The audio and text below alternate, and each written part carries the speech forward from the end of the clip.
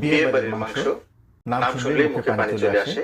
এর মেইন কারণ এর অতুলনীয় স্বাদ। এই অতুলনীয় স্বাদের পিছনে বেশ কয়েকটা কারণ আছে। এর ভিতরে রান্নার প্রসিডিউর এবং স্পেসিফিক কিছু ইনগ্রেডিয়েন্টসের ব্যবহার।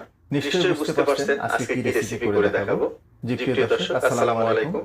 আজকের রসুই রেসিপিতে বিয়ে বাড়ির মাংস থাকছে। তবে রিকোয়েস্ট করব রেসিপিটা শুরু থেকে শেষ পর্যন্ত দেখার জন্য। তা না হলে রেসিপির অনেক পার্ট আপনারা মিস করবেন। তো চলুন আমরা রেসিপিটা দেখে নিচ্ছি। চুলায় একটা পাতিল গরম করে নিয়েছি। 100 ml মতো তেল দিয়ে দিব।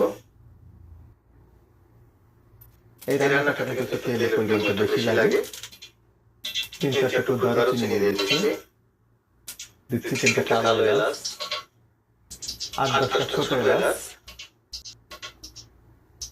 8-10টা লবঙ্গ এবং 2টো তেজপাতা। মশলাগুলোকে